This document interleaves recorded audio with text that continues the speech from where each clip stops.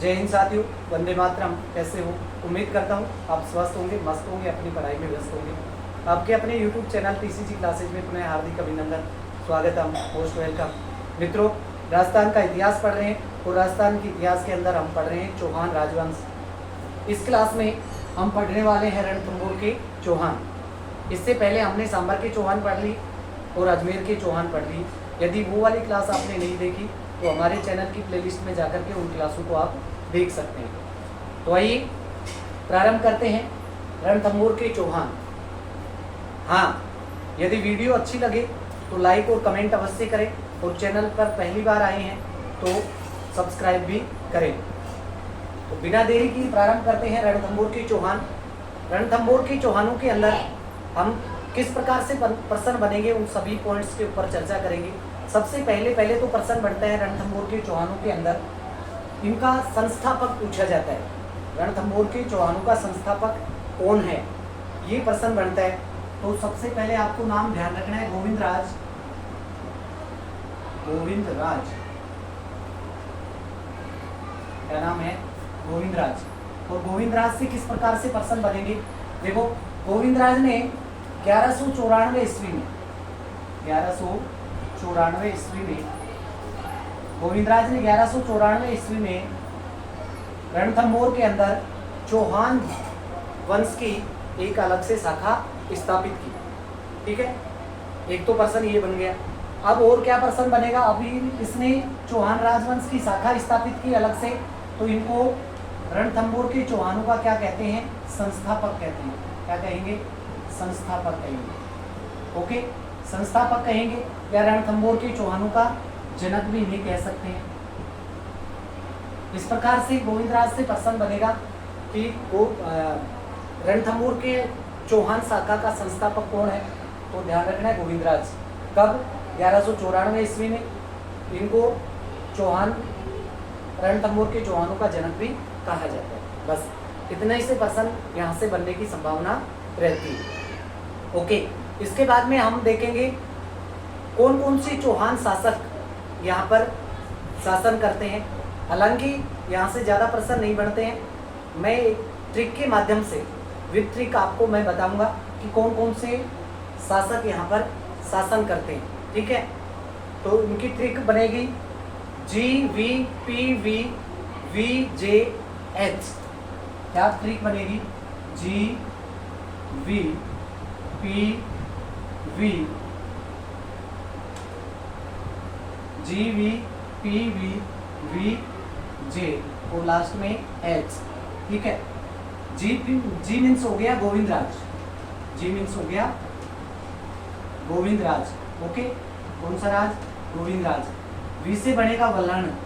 We से बनेगा वल्हण, वल्हण देव चौहान। ठीक है, पी से बनेगा प्रहलादन चौहान। प्रहलादन चौहान। ठीक है, प्रहलादन चौहान बनेगा। फिर उसके बाद में अच्छा वी से बनेगा वीरम देव चौहान। वीर नारायण चौहान। इस वी से बनेगा वाघभट्ट चौहान। कौन सा चौहान बनेगा? वाघभट्ट चौहान। इसके बाद में जे यानी जैत्र सिंह। कौन से शासक बनेंगे? जैत्र सिंह।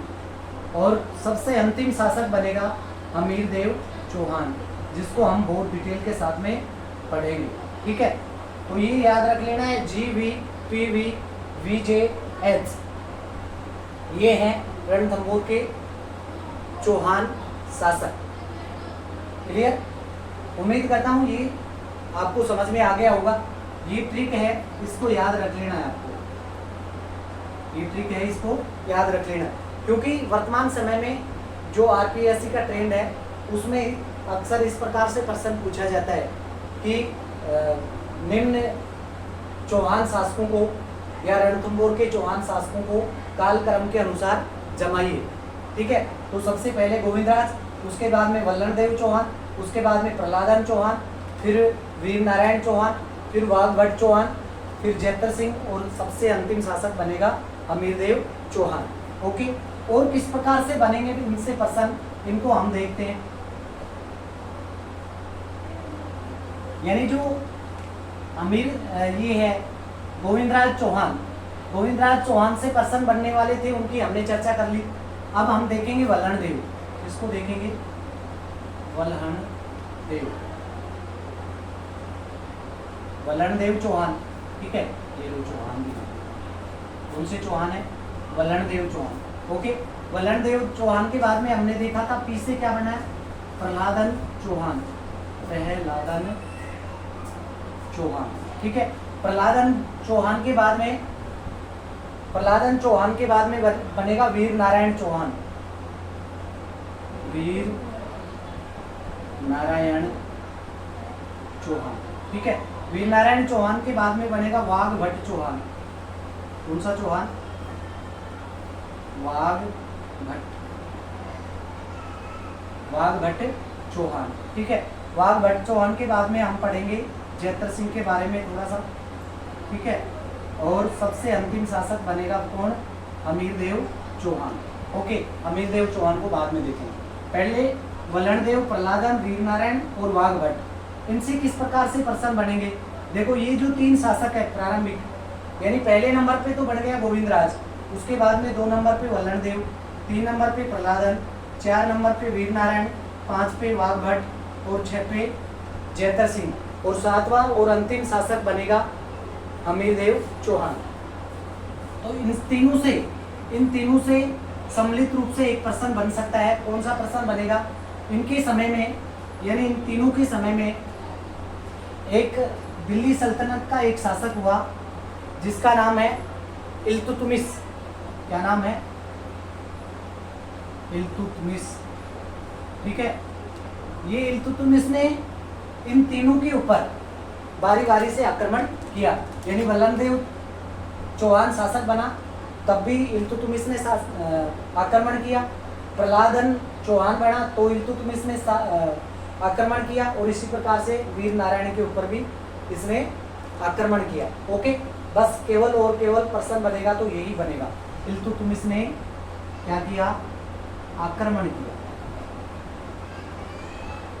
प्रश्न ये बन सकता है कि निम्न रणथंभौर के निम्न चौहान शासकों पर किस इल्तुतमिश ने निम्न में से किस किस के ऊपर आक्रमण किया। तो ये 3 नाम आपको ध्यान रख लेने, ठीक है। इल्तुतमिश के बाद में शासक बनता है बलबन। कहाँ का शासक, दिल्ली सल्तनत का। कौन बनता है, बलबन, ठीक है। बलबन ने वाघ भट्ट चौहान के ऊपर, अकेले वाघ भट्ट चौहान के ऊपर 3 आक्रमण किए। कितने आक्रमण किए, 3 आक्रमण किए, और अंत में वाघ भट्ट चौहान को मार देता है, ठीक है। तो ये एक प्रश्न यहाँ से बन सकता है कि बलबन ने कौन से रणथंभौर चौहान शासक के ऊपर 3 बार अटैक किया, 3 बार अटैक किया और अंत में उसको मार दिया।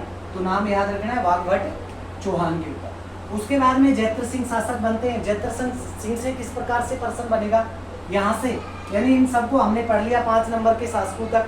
6ठे नंबर पे जयत्र सिंह, कौन शासक बनता है, जयत्र सिंह। जयत्र सिंह ने लगातार 32 वर्ष तक, 32 वर्षों तक क्या किया, शासन किया, 32 वर्ष तक शासन किया। तो 32 वर्ष तक शासन किया, बस केवल यही प्रश्न बढ़ता है। और एक प्रश्न इनके उत्तर, यानी इनके इसके जो सपूत हैं अमीरदेव चौहान, उसने अपने पिता जयत्र सिंह की 32 वर्ष के शासनकाल के याद में, 32 वर्ष की शासनकाल की स्मृति में 32 खंभों की छतरी बनवाई। कितने खंभों की, 32 खंभों की छतरी बनवाई, 32 खंभों की छतरी बनवाई, ठीक है। इस 32 खंभों की छतरी यानी कहाँ पे बनवाई, एक तो प्रश्न ये बनेगा कि 32 खंभों की छतरी कहाँ पे स्थित है। तो ध्यान रखना है, रणथंभौर के अंदर। कहाँ पे है, रणथंभौर में। इस 32 खंभों की छतरी को न्याय की छतरी भी कहते हैं। क्या कहते हैं, न्याय की, क्या कहते हैं, न्याय की छतरी, ठीक है। क्या कहते हैं, न्याय की छतरी भी इसको कहते हैं। ओके, ये याद रखना है। तो जयत्र सिंह से संबंधित एक प्रश्न बन गया कि 32 वर्षों तक शासन करने वाला है, अमीरदेव के पिता हैं, अमीरदेव के पिता हैं, कौन, जयत्र सिंह। ओके, 32 खंभों की छतरी इन्हीं की याद में अमीरदेव ने बनवाई थी।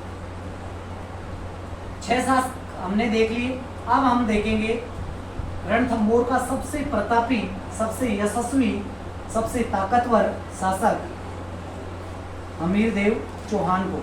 और हमीरदेव चौहान से प्रसन्न बनने के पूरे चांस रहते हैं।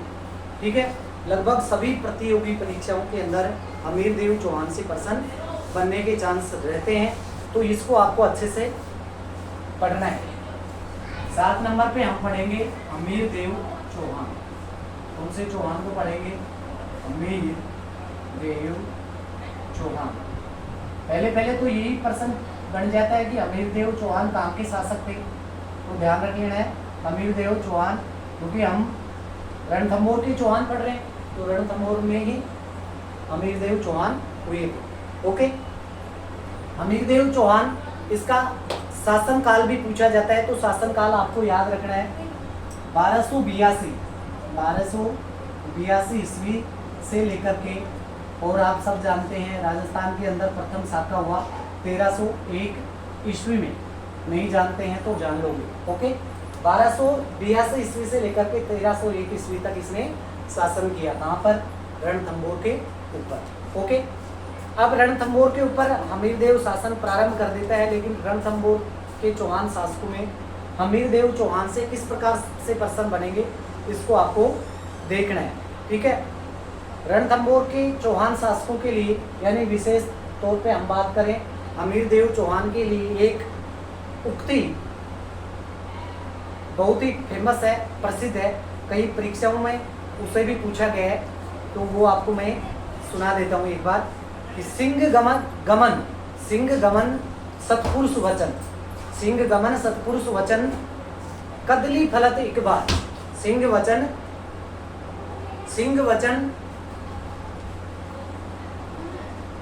सत्पुरुष वचन, सिंह गमन सत्पुरुष वचन कदली फलत एक बार। तिरिया तेल हमीर हट चढ़े न दूजी बार।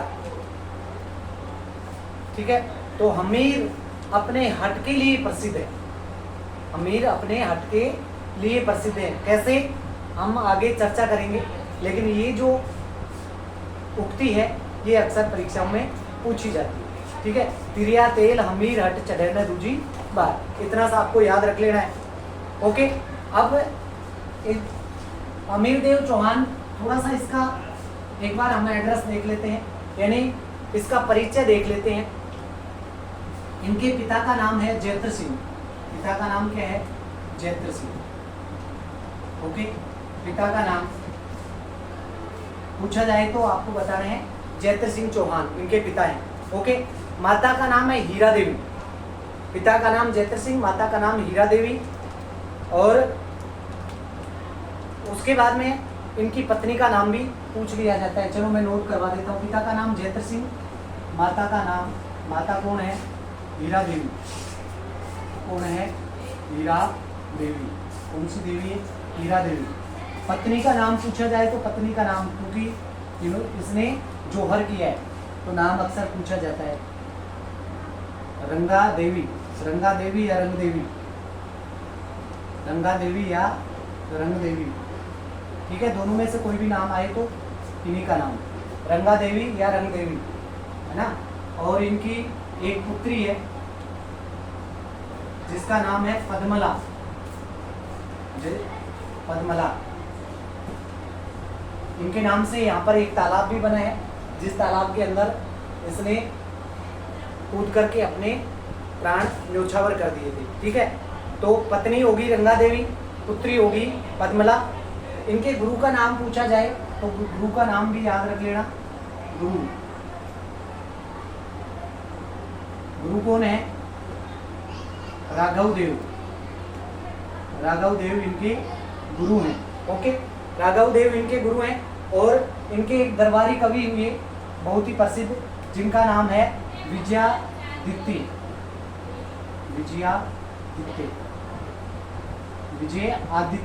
विजयादित्य बन गया है ना, संधि बन करके विजयादित्य। ओके, तो ये थे क्या? इनके दरबारी कवि। कौन है दरबारी कवि? ये था थोड़ा सा इनका सामान्य परिचय।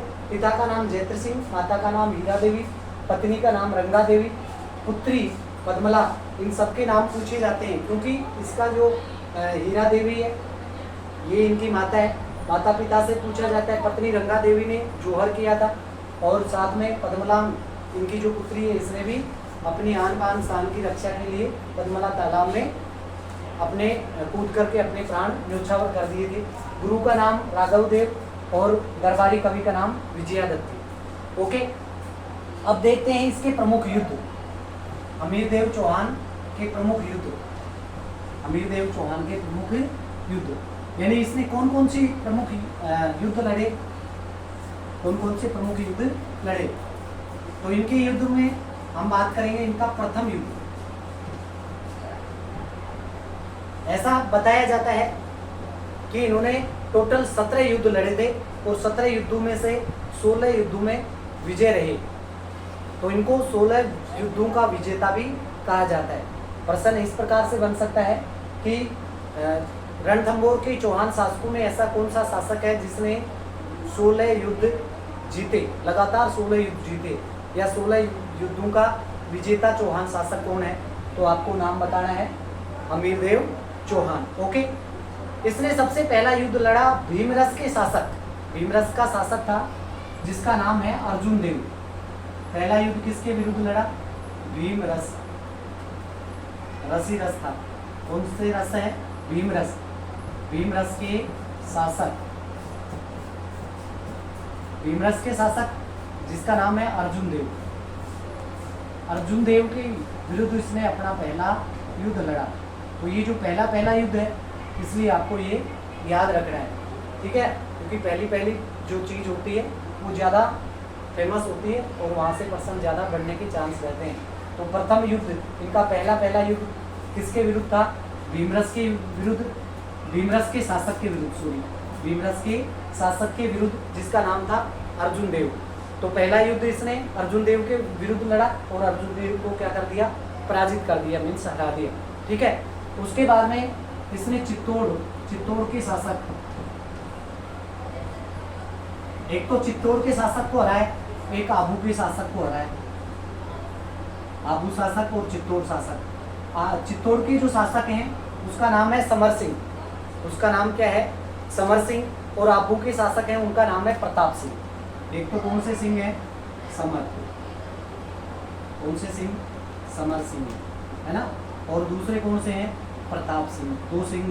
दो शेरों से लड़ा है, ठीक है। सिंह मीन्स शेर, लेकिन ये क्या बन गए? गीदड़ बन गए अमीरदेव के सामने। अमीरदेव ने इनको शेर से गीदड़ बना दिया। तो एक थे समर सिंह और दूसरे प्रताप सिंह। आबू के प्रताप सिंह और चित्तौड़ के समर सिंह और भीमरस के अर्जुन देव, इन तीनों को इसने पराजित किया। ओके, और भी छोटे मोटे युद्ध इसने लड़े, लेकिन इतने यानी 16 युद्ध लड़े हैं तो 16 के 16 याद रखने जरूरी नहीं है। अब पर्सन कहाँ से बनेगा वो पॉइंट्स हम देखते हैं युद्धों से संबंधित। ओके, अब क्योंकि ये जो अमीरदेव चौहान थे ये युद्ध प्रिय थे, अपना साम्राज्य का विस्तार करना चाहते थे, इस कारण से ही इन्होंने लगातार युद्ध लड़ते रहे, ठीक है। दिल्ली सल्तनत के विरुद्ध इनके कौन कौन से युद्ध हुए, यहाँ से प्रश्न बनने के सबसे ज़्यादा चांस होते हैं। कहाँ?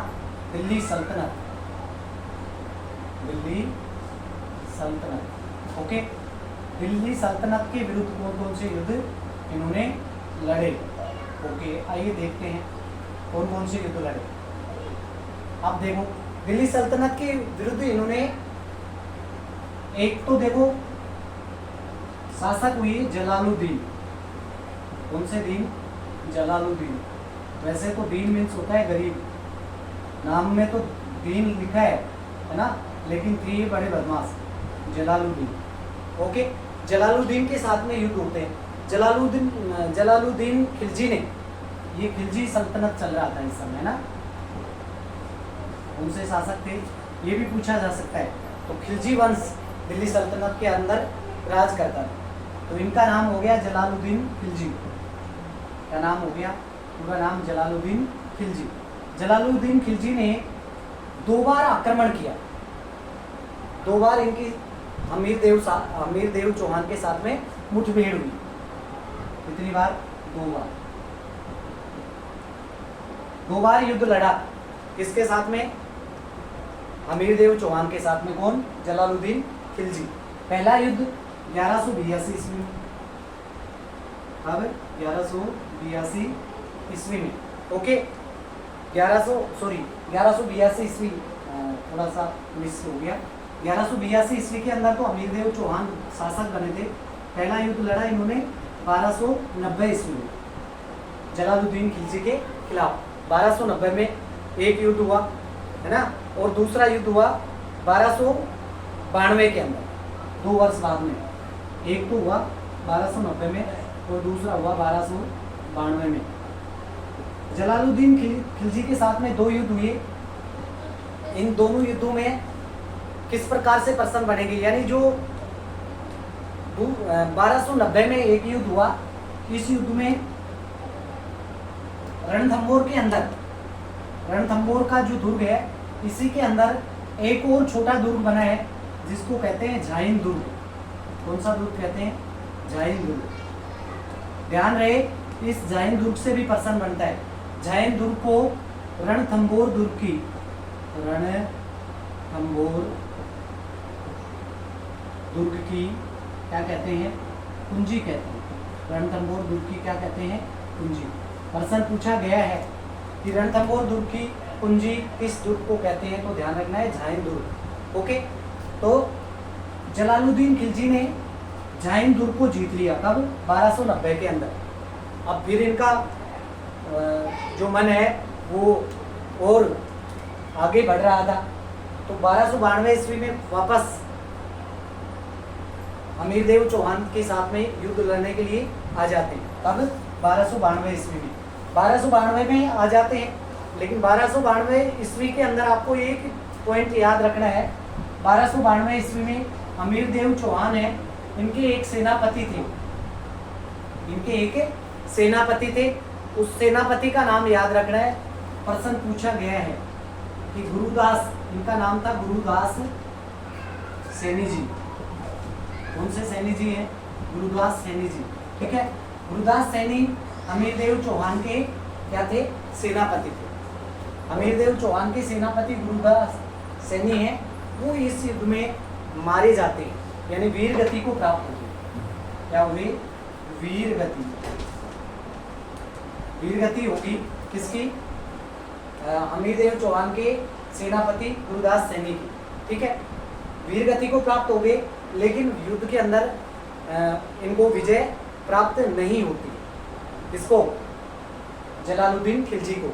और जलालुद्दीन खिलजी हैं, वो क्या करते हैं? वहाँ से वापस चले जाते हैं।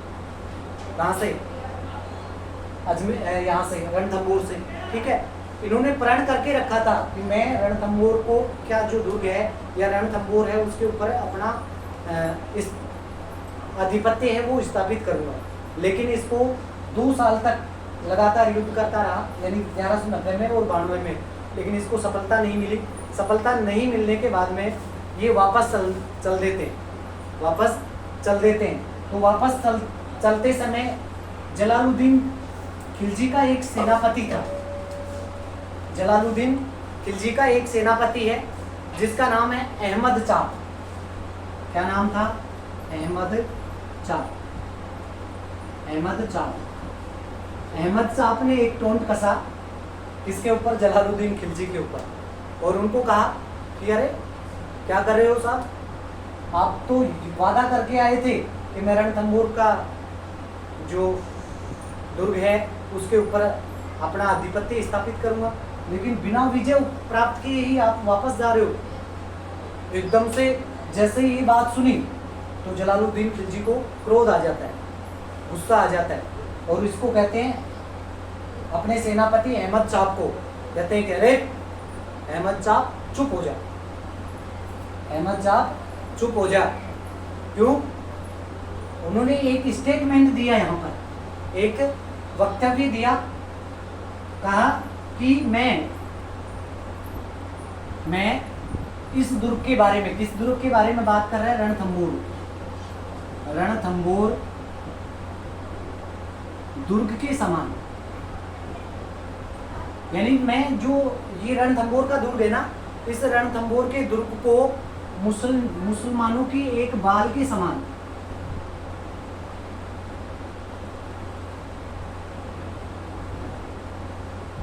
मुसलमान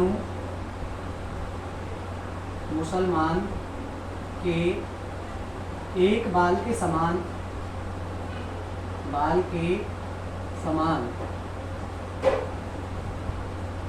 भी नहीं समझता हूँ। ये स्टेटमेंट दिया। ये जो रणथंभौर का दुर्ग है ना, ये तो कोई बड़ा दुर्ग नहीं है ना, इसको तो मैं मुसलमान के एक बाल के समान भी नहीं समझता हूँ। ये तो मेरे लिए बहुत तुच्छ है, तो मैं इसको प्राप्त नहीं करूँगा। ये तो वही बात हुई कि जब लोमड़ी को अंगूर नहीं मिल पाते हैं तो वो कहती है कि अंगूर कैसे हैं, खट्टे हैं। अंगूर क्या है, खट्टे हैं। तो कहा कि मैं इस दुर्ग को मुसलमानों के एक बाल, मुसलमान का जो एक बाल होता है ना दाढ़ी का, उसे एक बाल के समान भी नहीं मानता हूँ। और ऐसा कह करके और जलालुद्दीन खिलजी है वो कहाँ चला जाता है, वापस चला जाता है दिल्ली। ओके, दिल्ली वापस लौट जाता है। तो जलालुद्दीन खिलजी से ये प्रश्न बनेंगे कि उसने कितनी बार आक्रमण किया, 2 बार आक्रमण किया। उस दौरान एक बार उसने अमीरदेव चौहान के सेनापति गुरुदास सैनी को पराजित किया, यानी उसको हरा दिया, उसको मार दिया, यानी ये युद्ध के अंदर वीरगति को प्राप्त हो गई। हालांकि युद्ध में इसको सफलता नहीं मिली। फिर दोबारा से आक्रमण किया 1292 ईस्वी में। 1292 ईस्वी में भी इनको सफलता नहीं मिली। 1292 में सफलता नहीं मिली तो लास्ट में विचलित होकर के और वो लास्ट में ये स्टेटमेंट देते हैं कि मैं ये जो रणथंभौर का दुर्ग है, इस रणथंभौर के दुर्ग को मुसलमान के एक बाल के समान भी या एक बाल के बराबर भी नहीं मानता हूँ। ओके, ऐसा स्टेटमेंट दे करके वापस कहाँ चले गए, दिल्ली चले गए। इसके बाद में 1192 2-3-4 साल के बाद में, यानी 1296 ईस्वी के अंदर, 1296 ईस्वी के अंदर आ जाते हैं अलाउद्दीन खिलजी। एक कौन आ जाते हैं, अलाउद्दीन खिलजी। आते नहीं, अलाउद्दीन खिलजी शासक बन जाते। अलाउद्दीन, कौन से दिन, अलाउद्दीन खिलजी। अलाउद्दीन खिलजी हैं वो 1296 ईस्वी में, 1296 ईस्वी में दिल्ली के क्या बन जाते हैं, शासक बन जाते हैं, दिल्ली के शासक। 1296 हुआ क्या कि 1296 के अंदर जलालुद्दीन खिलजी हैं उसकी हत्या कर देते हैं। कौन, अलाउद्दीन खिलजी, जो कि जलालुद्दीन खिलजी के दामाद थे। ठीक है, उन्होंने जलालुद्दीन खिलजी की हत्या कर दी 1296 ईस्वी में और खुद क्या बन गए, दिल्ली के राजा बन बैठे। ओके, राजा बनने के बाद में इसने, अब देखिए यहाँ से प्रश्न बनता है 1299 ईस्वी के अंदर, 1299 ईस्वी में रणथंभौर के ऊपर चढ़ाई कर देते हैं। कौन, अलाउद्दीन खिलजी। कौन, अलाउद्दीन खिलजी। तो अब युद्ध किस का लड़ा जाएगा, एके का। अलाउद्दीन खिलजी किसके विरुद्ध युद्ध लड़ रहे हैं, अमीर देव के विरुद्ध। इसके विरुद्ध, अमीर देव के विरुद्ध। ओके, 1199 ईस्वी में अब ये जो अलाउद्दीन खिलजी है इसके 2 प्रधान सेनापति थे।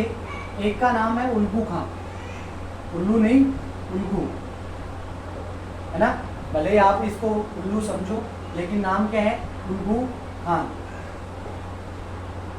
उल्गू खान, एक सेनापति का तो नाम था उल्गू खान और दूसरे का नाम है नुसरत खान। एक का नाम है उल्गू खान और दूसरे का नाम है नुसरत खान। ये 2 सेनापति अलाउद्दीन खिलजी की ओर से आ जाते हैं 1299 में, है ना। और इधर से अमीरदेव चौहान के भी 2 प्रधान सेनापति थे जिनका नाम है, एक का तो नाम है धर्म सिंह। कौन सा सिंह, धर्म सिंह। धर्म सिंह तो धर्म सिंह ही है, ठीक है, शेरी है, धर्म सिंह है। और दूसरा है, एक का नाम धर्म सिंह है और एक का नाम है भीम सिंह। क्या नाम है, भीम सिंह। ये दोनों सेनापति, यानी 2 सेनापति आ गए अलाउद्दीन खिलजी की ओर से और 2 अमीरदेव चौहान की ओर से। ठीक है, इन दोनों के मध्य में, यानी दोनों सेनाओं के मध्य में युद्ध होता है, दोनों सेनाओं के मध्य में क्या होता है, युद्ध होता है। और युद्ध का परिणाम हालांकि कुछ भी नहीं निकलता है, ना तो ये विजय होता है और ना ये विजय होता है, ठीक है, दोनों में से कोई भी विजय को प्राप्त नहीं करता है। लेकिन दोनों सेनाओं की ओर से एक एक प्रधान सेनापति मारा गया। इधर से तो नुसरत खान है, ये मारा गया, और अमीर देव चौहान का एक प्रधान सेनापति जिसका नाम भीम सिंह है, ये मारा गया, ठीक है। तो इधर से अलाउद्दीन खिलजी की ओर से मारा जाने वाला सेनापति कौन था, नुसरत खान, ये प्रश्न बनता है। पहले तो ये प्रश्न बनता है कि अलाउद्दीन खिलजी की ओर से 1299 ईस्वी के अंदर ये अमीर देव चौहान की सेना के विरुद्ध युद्ध लड़ने वाले सेनापति कौन कौन थे, तो उल्गू खान और नुसरत खान। मारा कौन गया, नुसरत खान। इधर से अमीर देव चौहान की सेना के दो प्रधान सेनापति कौन थे, धर्म सिंह और भीम सिंह। मारा कौन गया, भीम सिंह। ओके, अब ये उल्गू खान तो वापस चला जाता है कहाँ पे, दिल्ली। धर्म सिंह वापस आ जाता है कहाँ पे, अमीर देव चौहान के पास। धर्म सिंह जैसे ही अमीर देव चौहान के पास में आता है तो अमीर देव चौहान को डाउट हो जाता है, ठीक है, शक कर लेता है, और ये जो भीम सिंह है इसकी मृत्यु का कारण धर्म सिंह को मान लेता है। इसकी मृत्यु का कारण किसको मान लेता है, धर्म सिंह को। तो जैसे ही ये रणथंभौर में वापस गया तो अमीर देव चौहान ने क्या किया, इस धर्म सिंह को आंखों से अंधा बना दिया। आंखों से क्या कर दिया भाई, अंधा बना दिया। और सेनापति है, वो जो सेनापति का प्रभार था उससे भी इसको अपदस्थ कर दिया, यानी हटा दिया, अपदस्थ कर दिया। कहाँ, किससे, सेनापति के पद से। सेनापति के पद से हटा दिया, सेनापति पद से क्या कर दिया, अपदस्थ कर दिया, और आंखों से इसको क्या बना दिया, अंधा बना दिया। ओके, इसके बाद में अब जैसे ही ये 1299 की बात थी, उसके बाद में 1300 के आसपास, 1300 में अलाउद्दीन खिलजी है वो फिर से रणथंभौर के ऊपर अटैक करने का प्रयास करता है, अटैक करने का प्रयत्न करता है। वापस आ गया 1300 में, कहाँ पे, इस रणथंभौर दुर्ग के ऊपर, ठीक है। इसको अपने आधिपत्य में लेना चाहता था। अलाउद्दीन खिलजी आ गया, और अलाउद्दीन खिलजी, देखिए ध्यान रखना है, अलाउद्दीन खिलजी ने उल्गू खां के नेतृत्व में, किसके नेतृत्व में युद्ध किया, उल्गू खां के युद्ध में, उल्गू खां के नेतृत्व में युद्ध नहीं किया, डेरा डाले रखा। वहां पर इस रणथंभौर के दुर्ग के चारों ओर उल्गू खां के नेतृत्व में, उल्गू खां के नेतृत्व में एक वर्ष तक रणथंभौर दुर्ग पर घेरा डाले रहा। कौन, अलाउद्दीन खिलजी, लगातार 1 साल तक। लेकिन उस ये जो रणथंभौर दुर्ग है ना, इसको भेद नहीं पाए, इसके अंदर नहीं जा पाए और रणथंभौर को नहीं जीत पाए। अंत में वो चाल चलता है अलाउद्दीन खिलजी। कौन चाल चलता है, अलाउद्दीन खिलजी है, वो चाल चलता है। 1 साल तक घेरा डालने के बाद में हार थक गया तो लास्ट में चाल चलता है ना, कूटनीति का सहारा लेता है। कूटनीति का सहारा किस प्रकार से लेता है, अमीर देव चौहान के दो सेनापति थे जिनमें से एक का नाम है रणमल, एक का नाम तो क्या है, रणमल, और एक का नाम है रतिमल। एक का तो नाम है रणमल और दूसरे का नाम है रतिमल, ठीक है। इन दोनों के नाम आपको ध्यान रखने, क्योंकि ये दोनों के दोनों देशद्रोही कह सकते हैं आप इनको, इन दोनों को आप विश्वासघाती कह सकते हो, विश्वासघाती। यानी सबसे बड़ा जो कारण है 1301 का जो राजस्थान का प्रथम साका हुआ, उसका सबसे बड़ा कारण यही है। रणथंभौर के ऊपर अलाउद्दीन खिलजी की जो विजय हुई है उसका सबसे बड़ा कारण यही है। दो सेनापति, एक का नाम है रणमल और एक का नाम है रतिमल। इन दोनों ने क्या किया, इन दोनों को अपनी और अपनी यानी इनको लालच दे देता है। कौन? अलाउद्दीन खिलजी लालच दे देता है। दोनों उसके बहकावे में आ जाते हैं। बहकावे में आने के बाद में ये जो इसका गुप्त रास्ता है, रणथंभौर का जो दुर्ग है उसका गुप्त रास्ता है, वो बता देते हैं किसको? अलाउद्दीन खिलजी को। तो अलाउद्दीन की खिलजी की जो सेना है वो गुप्त रास्ते के माध्यम से रणथंभौर के किले में प्रवेश कर जाती है। दोनों सेनाओं के बीच में घमासान युद्ध होता है, ठीक है। और अमीर देव चौहान है वो वीर गति को प्राप्त हो जाते हैं, वीर गति को प्राप्त हो जाते हैं। इन दोनों की वजह से, रणमल और रतिमल की वजह से ये अटैक हो गया, घुस गए दुर्ग के अंदर और भयंकर युद्ध हुआ, लेकिन अंत में वीर गति को प्राप्त हो गए अमीरदेव चौहान, ठीक है। अमीरदेव चौहान वीर गति को प्राप्त हो गए। इनकी जो रानी है जिसका नाम अभी हमने नाम लिखा था रंगा देवी, क्या नाम था? रंगा देवी। रंगा देवी ने जोहर किया। जोहर किसे कहते हैं? यानी अपने स्त्रीत्व की रक्षा करने के लिए, जब इनके यानी जो राजा हुआ करते थे, राजा युद्ध लड़ते थे, इसको तो कहते थे केसरिया। क्या कहते थे? केसरिया। और यानी केसरिया रंग का एक वस्त्र सिर के ऊपर बांध करके और फिर दुश्मन सेना के ऊपर टूट पड़ते थे, ठीक है। तो बलिदान हो जाते थे, इसको कहते थे केसरिया। और रानी अपने यानी आत्मसम्मान को बचाने के लिए शत्रु सेना पर टूट पड़े या फिर अपने आप को बलिदान कर दे, उसको कहते हैं जोहर, ठीक है। क्या कहते हैं? जोहर। तो रंगा देवी के नेतृत्व में जोहर हुआ, यानी बहुत सी महिलाओं ने मिलकर के और अपने प्राण त्याग दिए। इनकी जो पुत्री थी जिसका नाम था पद्मला, क्या नाम था? पद्मला। ये जो पद्मला है वो भी अपने स्त्रीत्व की सम्मान के लिए यहाँ पर इस रणथंभौर दुर्ग के अंदर ही एक तालाब बना है, जिसका नाम भी इन्हीं की पुत्री के नाम से पड़ा है, पद्मला तालाब, ठीक है। तो पद्मला है वो पद्मला तालाब के अंदर कूद जाती है और अपने प्राणों को त्याग देती है, ठीक है। इस प्रकार से युद्ध में अमीरदेव चौहान और उनका परिवार है वो नष्ट हो जाता है। अमीरदेव चौहान की मृत्यु हो जाती है, ठीक है। और ये कहलाया राजस्थान का प्रथम साका, ये कहलाया राजस्थान का प्रथम साका। ये कब की बात है? यानी अमीरदेव चौहान शहीद कब हुए?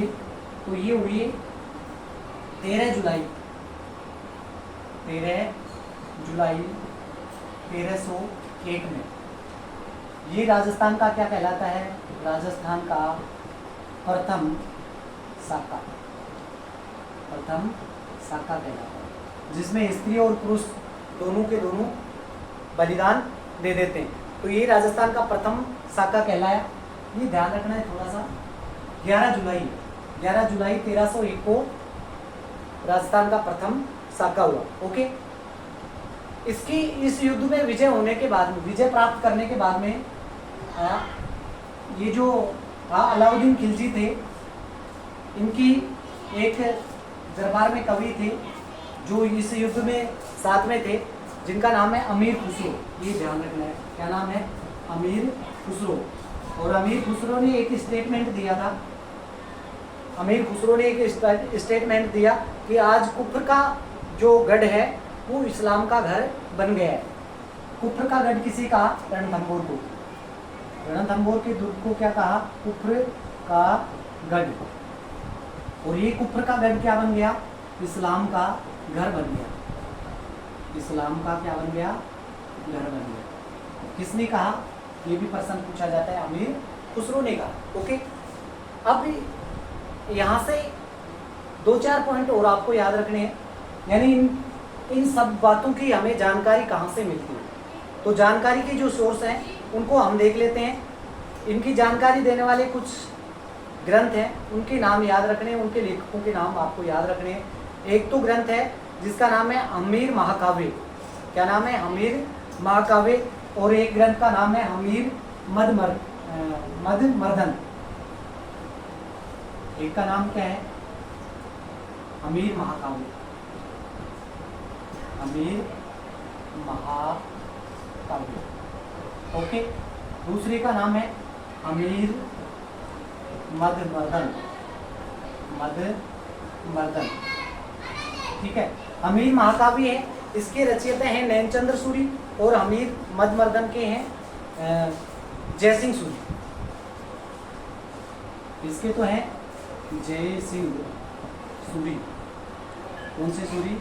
जयसिंह सूरी। और अमीर महाकाव्य के हैं नैनचंद्र सूरी। ये पुस्तक हैं या ये ग्रंथ हैं, ये और इनके राइटर अक्सर परीक्षाओं में पूछे जाते हैं, तो दोनों याद रखने हैं। इसके बाद में एक और महत्वपूर्ण ग्रंथ है जिसका नाम है हमीर रासो। क्या नाम है? हमीर रासो। कौन सा रासो है? हमीर रासो। कौन सा है? हमीर रासो। हमीर रासो के लेखक का नाम पूछा जाए तो इसके दो लेखक माने जाते हैं, एक तो जोधराज, जोधराज ने भी हमीर रासो ग्रंथ लिखा है, और एक तो नाम हो गया जोधराज और दूसरे का नाम हो गया सारंगधर। क्या नाम हो गया? सारंगधर। एक और ग्रंथ है जिसके लिए हमीरदेव चौहान को याद किया जाता है, हमीर हट, यानी हमीरदेव हटी थे, हमीर हट, हमीर हट। हाँ, ये पॉइंट मैं बताना भूल गया, हमीर हट यानी क्यों कहा जाता है इनको हटी? क्योंकि जो अलाउद्दीन खिलजी थे उनका एक सेनापति था जो उसके राज्य से भाग करके इनकी शरण में आ गया था। तो ये ऐसा मानते हैं कि जो शरण में आ गया, शरण में आने वाले को शरणागत कहते हैं, तो शरणागत की रक्षा करना ये अपना धर्म समझते थे। अलाउद्दीन खिलजी ने कहा कि भाई इसको वापस हमें लौटा दो, लेकिन ये वापस नहीं लौटाते, जिनका नाम था मोहम्मद शाह। क्या नाम था? मोहम्मद शाह। कहा कि मोहम्मद शाह को मेरे को वापस लौटा दो, लेकिन इन्होंने कहा कि मैं नहीं लौटाऊंगा। तब से ये लोकोक्ति चली है कि हम हमीर हट तिरिया तेल हमीर हट चढ़े न दूजी बात, इसलिए इनको हटी शासक भी कहते हैं। ऐसा शासक कहते हैं हटी शासक, हटी शासक। ओके, तो अमीर हट नामक ग्रंथ भी है। अमीर हट ग्रंथ है, उसका लेखक कौन है? तो ध्यान रखना है चंद्रशेखर। कौन है? चंद्रशेखर। कौन से शेखर? चंद्रशेखर। एक ग्रंथ इन्होंने खुद ने लिखा, एक ग्रंथ इन्होंने खुद ने लिखा, ओके, जिसका नाम है श्रृंगार हार। क्या नाम है? श्रृंगार हार। ये खुद भी पराक्रमी शासक होने के साथ साथ में कवि भी थे और अच्छे राइटर भी थे। क्या नाम से ग्रंथ लिखा? श्रृंगार हार। किसने लिखा? हमीरदेव चौहान। ये मिलान से पर्सन यहाँ से बनता है, हमीरदेव चौहान। ओके, उम्मीद करता हूँ आपको ये पूरा रणथंभौर के चौहान वंश है वो अच्छे से समझ में आ गया होगा। हाँ, वीडियो अच्छी लगी तो लाइक और कमेंट अवश्य करें। इसी प्रकार की वीडियो देखने के लिए चैनल को सब्सक्राइब करना ना भूलें। मिलते हैं नेक्स्ट क्लास में। Thank you for watching.